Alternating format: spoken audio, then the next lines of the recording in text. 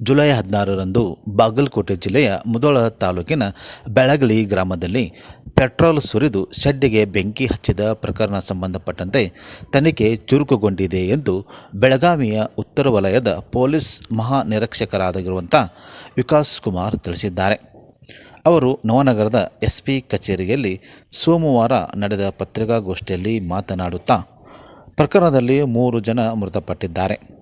ಆಸ್ತಿ ವಿಚಾರ ಹಾಗೂ ಅನೈತಿಕ ಸಂಬಂಧ ಸೇರಿದಂತೆ ಮಾಟ ಮಂತ್ರದ ಕಾರಣಕ್ಕೆ ಈ ಘಟನೆ ನಡೆದಿರುವುದು ಬೆಳಕಿಗೆ ಬಂದಿದೆ.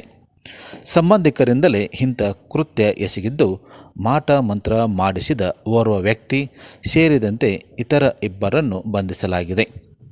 ಪ್ರಕರಣದಲ್ಲಿ ಅಮೀನ್ ಸಾಬ್, ಸಿರಾಜ್ ಸಾಬ್ ಪೆಂಡಾರಿ, ಬಾಬಾಲಾಲ್ ಸಿರಾಜ್ ಪೆಂಡಾರಿ, ಜಾಕೀರ್ ಹುಸೇನ್ ನದಾಫ್ ಎಂಬ 3 ಜನ ಆರೋಪಿತರನ್ನು ಬಂಧಿಸಲಾಗಿದೆ.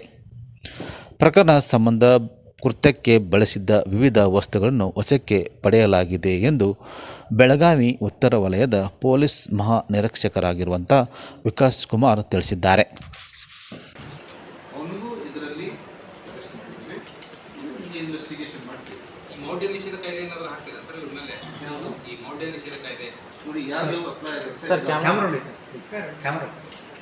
ಯಾವ್ಯಾವ ಅಪ್ಲೈ ಆಗುತ್ತೆ ಇದರಲ್ಲಿ ಆಗ್ತೀವಿ. ಈಗ ನಿಮಗೆ ಇನಿಷಿಯಲ್ ಇನ್ವೆಸ್ಟಿಗೇಷನ್ ಮತ್ತು ಇನಿಷಿಯಲ್ ಅರೆಸ್ಟ್ ರಿಪೋರ್ಟ್ ಬಗ್ಗೆ ಹೇಳ್ತೇವೆ. ಸ್ವಲ್ಪ ಆ್ಯಕ್ಚುಲಿ 3 ತಿಂಗಳಿಂದ ಪ್ಲಾನಿಂಗ್ ಮಾಡ್ತೀವಿ. ಈ ರೀತಿಯಲ್ಲಿ ಹೀಗೆ ಮಾಡಬೇಕಂತ ಸೌಂಡ್ಸ್ ವೆರಿ ಸ್ಟ್ರೇಂಜ್ ಅಲ್ಲ, ಬಟ್ ಈ ರೀತಿಯಲ್ಲಿ 3 ತಿಂಗಳಿಂದ ಇವರು ಪ್ಲ್ಯಾನ್ ಮಾಡಿಬಿಟ್ಟು ಕೃತ್ಯ 3 ಜನ ಸೇರಿಬಿಟ್ಟು Amin Saab, Siraj Saab Pendari age 45 years, Babulal Siraj Saab Pendari 42 years, 3 ಜನ ಬ್ರದರ್ಸ್, ಮತ್ತು ಜಾಕೀರ್ ಹುಸೇನ್ ಮೆಹಬೂಬ್ ಸಾಬ್ ನದಾಫ್ ಬ್ಲ್ಯಾಕ್ ಮ್ಯೂಸಿಷಿಯನ್ ಸೇರಿಬಿಟ್ಟು ಇವನ್ನು 3 ಜನ ನಾವು ಅರೆಸ್ಟ್ ಮಾಡಿದ್ದೀವಿ. ಈಗ ಇದು ಜುಡಿಷಿಯಲ್ ಕಸ್ಟಡಿ ಕೊಟ್ಟು ಆಮೇಲೆ ಫರ್ದರ್ ಇನ್ವೆಸ್ಟಿಗೇಷನ್ ಈ ಸಂದರ್ಭದಲ್ಲಿ ಏನಿದೆ ಮಾಡಿಬಿಟ್ಟು ಮುಂದಿನ ಕ್ರಮ ಇವರಿಗೆ ಈ ಬ್ಲ್ಯಾಕ್ ಮ್ಯೂಸಿಷಿಯನ್ ಜಾಕೀರ್ ಹುಸೇನ್ ಇದ್ದಾರೆ, ಅವರು ತಲೆಗೆ ಅವ್ರಿಗೆ ಪೂರ್ತಿ ಕನ್ವಿನ್ಸ್ ಮಾಡ್ತಿದ್ದಾರೆ.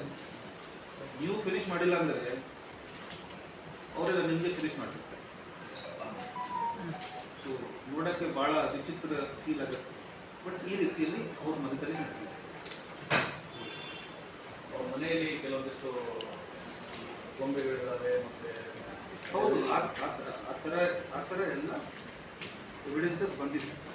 ಆ ಥರ ಡೀಟೇಲ್ಸ್ ಎಲ್ಲ ನಮ್ಮ ಇನಿಷಿಯಲ್ 1 ವಾರ ಇನ್ವೆಸ್ಟಿಗೇಷನ್ ಬಂದಿದೆ. ಇದರಲ್ಲಿ ಓನ್ಲಿ ಫಾರ್ 3 ಜನರ ಪಾತ್ರ ಅಷ್ಟೇ ಇದೆ ಆರೋಪಿಗಳು, ಮತ್ತು ಏನಾದ್ರು ಕೋಆಪರೇಷನ್ ಮಾಡಿದ್ರು. ತಾವು ಮನೆ ನೋಡಿರ್ಬೋದು, ಪಕ್ಕದಲ್ಲಿ ಮನೆ ಇದೆ. ಇನಿಷಿಯಲಿ ನಾವು ಕೂಡ ಅಂದ್ಕೊಂಡಿದ್ದೀವಿ ಜಾಸ್ತಿ ಜನ ಬೇಕಂತ, ಬಟ್ ಎಲ್ಲ ಐಟಮ್ ಕ್ಯಾರಿ ಮಾಡಲಿಕ್ಕೆ 3 ಜನ ಸಾಕು, 2 ಜನ ಸಾಕು.